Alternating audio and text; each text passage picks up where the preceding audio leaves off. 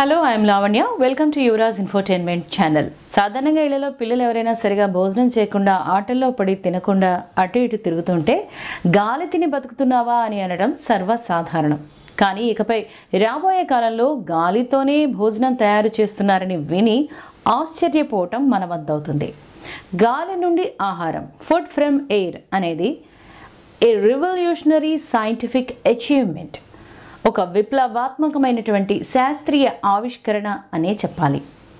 ఎప్పుడో science fiction మూవీస్లో మాత్రమే మనం చూసేవాళ్ళం. కానీ ఇటీవల కాలంలో గాలి నుండి ఆహారాన్ని ఉత్పత్తి చేయడం అనే భావన సైన్స్ ఫిక్షన్ నుంచి వాస్తవానికి మారిందని చెప్పాలి.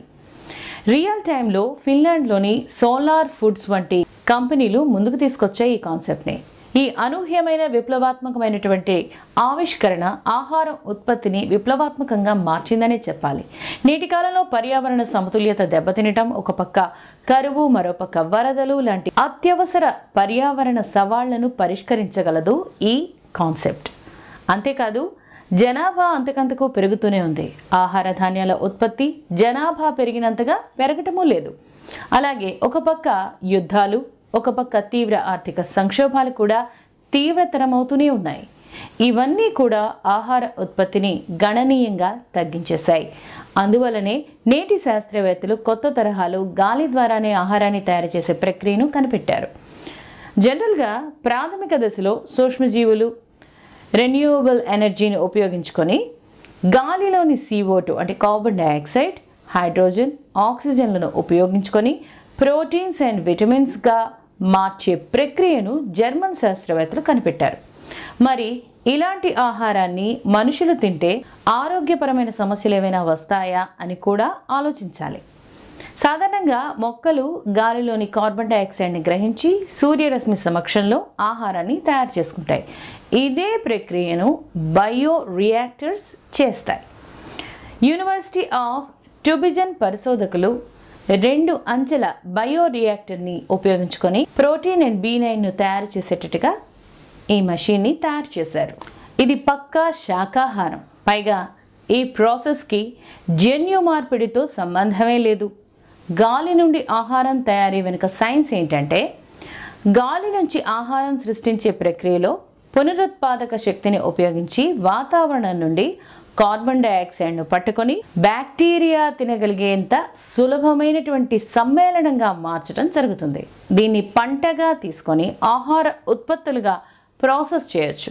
ఇందులో ఉన్న ముఖ్యమైన దశలు ఏంటంటే, నీటిని విభజించటం, సోలార్ లేదా విండ్ పవర్ వంటి పునరుత్పాదక శక్తి వనరులను అంటే రెన్యూవబుల్ నేచురల్ రిసోర్సెస్ని ఉపయోగించి నీటిని హైడ్రోజన్ గాను ఆక్సిజన్ గాను ముందుగా విభజిస్తారు. ఇక రెండవది బ్యాక్టీరియాను పెంచడం. హైడ్రోజన్ గ్యాస్ అనేది బ్యాక్టీరియాకు శక్తిని అందజేస్తుంది. ఇది గాలి నుండి కార్బన్ డైఆక్సైడ్ని అలాగే నైట్రోజన్ను సేంద్రియ పదార్థాలుగా మారుస్తుంది. ప్రోటీన్లను తయారు చేస్తుంది. బ్యాక్టీరియా పెరిగి ప్రోటీన్ సమృద్ధమైనటువంటి బయోమాస్ను సృష్టిస్తుంది. దీన్ని ఒక పంటగా తీసుకుని ఆహారంగా ప్రాసెస్ చేయొచ్చు. ఈ పద్ధతిలో థర్మో అనారో బ్యాక్టర్ కివుయి అనేటటువంటి బ్యాక్టీరియా హైడ్రోజన్ CO2లను అసిటేట్లుగా మారుస్తుంది. ఆ తర్వాత బేకర్స్ ఈస్ట్ ఈ అసిటేట్ని ఆక్సిజన్ని ఆహారంగా తీసుకొని ప్రోటీన్స్ని తయారు చేస్తుంది. ఈ విధానం వల్ల పర్యావరణ పరంగా కూడా ఎన్నో ప్రయోజనాలు ఉన్నాయి. అవేంటంటే, గాలి నుండి ఆహారం ఉత్పత్తి చేయడం ద్వారా ఆహారం ఉత్పత్తి పర్యావరణ సమతుల్యతను పెంచుతుందనే చెప్పాలి. సాంప్రదాయ వ్యవసాయం విస్తృత భూమి, నీరు అలాగే రకరకాల ఇతర వనరుల యొక్క అవసరం అనేది తగ్గించేస్తుంది. ఇది అడవులను నాశనం చేయదు, నివాస స్థలాలను మనుషులు కోల్పోరు, అలాగే గ్రీన్ హౌస్ వాయు ఉద్గారాలను కూడా కలిగించదు. పునరుత్పాదక శక్తితో నడిచేటటువంటి గాలి నుండి ఆహారం ఉత్పత్తి చేయడం ద్వారా భూమి వినియోగం తక్కువగా ఉంటుంది. అలాగే భూమిపై ఉన్నటువంటి ఓజోన్ లేయర్కి హాని కలిగించే గ్రీన్ హౌస్ వాయు ఉద్గారాలు కూడా చాలా తక్కువ స్థాయిలోనే ఉంటాయి. ఉదాహరణకు గాలి నుండి ప్రోటీన్ ఉత్పత్తి చేయడం ద్వారా సంప్రదాయ పంటలతో పోలిస్తే 1 యూనిట్ ప్రాంతానికి నార్మల్ క్రాప్స్ కన్నా 10 రెట్లు ఎక్కువ ప్రోటీన్ని ఉత్పత్తి చేయొచ్చు. ఈ సామర్థ్యం ప్రస్తుతం వ్యవసాయానికి ఉపయోగిస్తున్నటువంటి లార్జ్ ఏరియాలోని భూమిని తిరిగి అడవులుగా మార్చడానికి వీలవుతుంది. ఎందుకంటే పంటలను పండించడం కోసం పొలాలుగా భూమిని మార్చే ప్రాసెస్లో అడవులను కొట్టేస్తున్నారు. సో ఇలాంటి పరిస్థితి ఇక మీదట రాదు. తద్వారా పర్యావరణ వ్యవస్థలను పునరుద్ధరించడం, అలాగే జీవ వైవిధ్యాన్ని పెంచడానికి వీలవుతుంది. ఇలా గాలి నుండి భోజనాన్ని తయారు చేయటం వల్ల ఆర్థికంగా లాభంతో పాటుగా సామాజిక పరంగా కూడా ప్రయోజనం ఉంది. ఈ సాంకేతికత ఆర్థిక ప్రభావాలు కూడా ఆశాజనకంగానే ఉన్నాయని చెప్పాలి. సాంకేతికత విస్తరించడంతో ఇది ఒక సాంప్రదాయ ప్రోటీన్ వనరులైనటువంటి సోయాబీన్స్, అలాగే పప్పులకు పోటీగా మారే అవకాశం ఉంది. ఇది ఆహార భద్రతను పరిష్కరించడానికి ఒక మంచి సొల్యూషన్ కావచ్చు. ముఖ్యంగా సాగు భూమి తక్కువగా ఉన్నటువంటి ఈ సమయంలో ఈ విధానం నుంచి మంచి ఫలితాలను తీసుకోవచ్చు. అంతేకాకుండా గాలి నుండి ఆహారం ఉత్పత్తి చేయడం వల్ల వ్యవసాయంపై వాతావరణ మార్పుల ప్రభావాలను తగ్గించవచ్చు. ఎందుకంటే నేటి కాలంలో అకాల వర్షాలు, భూకంపాలు, టోర్నడోలు ఒక పక్కన వస్తూ ఉంటే సాంప్రదాయ వ్యవసాయ పద్ధతుల ద్వారా ప్రపంచంలోని ఆహార డిమాండ్ని తీర్చడం అనేది చాలా కష్టం. గాలి నుండి ఆహారం ఉత్పత్తి చేయడం ద్వారా వాతావరణ పరిస్థితులపై తక్కువగా ఆధారపడే స్థిరమైనటువంటి ఒక ఆల్టర్నేటివ్ని ఈ విధానం అందిస్తుంది.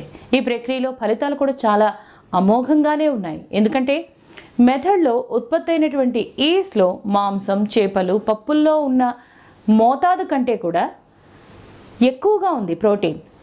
అంటే 85 గ్రాముల ఈస్ట్తో సమానం. అంటే సుమారుగా 5.6 టేబుల్ స్పూన్స్ ఆఫ్ ఈస్ట్ నుంచి 61% ఆఫ్ ప్రోటీన్ అనేది లభిస్తోంది. అంతేకాదు ఈ ఈస్ట్లో విటమిన్ B9 కూడా చాలా సమృద్ధిగానే ఉంటుంది. కేవలం 6 గ్రాముల ఈస్ట్ పౌడర్లో, అంటే కేవలం ఒక అర చెంచా కంటే తక్కువ పౌడర్లో ఒక రోజు మొత్తానికి సరిపడేంత విటమిన్ B9 అనేది అందుతుంది. అదే సమయంలో ఈ విధానంలో ఆహారాన్ని తయారు చేయటం వల్ల పర్యావరణాన్ని చక్కగా కాపాడేవారము అవుతాం. ఎందుకంటే ఈ పద్ధతిలో ఆహారాన్ని తయారు చేసేందుకు బయోరియాక్టర్ని ఉపయోగిస్తారు. అది కూడా పునర్వినియోగ ఇంధనం, రెన్యూవబుల్ ఎనర్జీని యూజ్ చేసుకుంటూ. కార్బన్ డయాక్సైడ్ని వాడుకోవడం వల్ల ఆహార ఉత్పత్తి రంగంలో కర్బన ఉద్గారాలు వెలువడటం అనేది డ్రాస్టిక్గా తగ్గిపోతుంది. అంతేకాదు సంప్రదాయ వ్యవసాయం మీద ఆధారపడే తత్వం కూడా తగ్గిపోతుంది. అంతేకాదు ఆహారంలో ప్రోటీన్, విటమిన్ లోపాలను కూడా చక్కగా పూరించేయచ్చు, అరికట్టొచ్చు. అందువల్ల పేద లేదా అభివృద్ధి చెందుతున్నటువంటి దేశాల్లో ఆహార కొరత తగ్గించడానికి ఈ విధానం ఉపయోగపడుతుంది.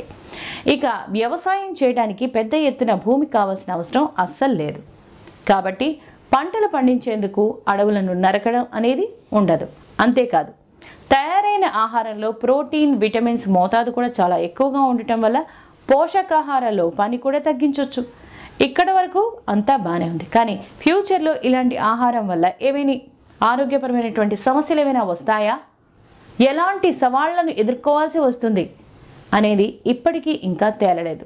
ఎందుకంటే ఈ మొత్తం ప్రాజెక్టు అలాగే టెక్నాలజీ అనేవి ఇంకా ప్రారంభ దశలోనే ఉన్నాయి.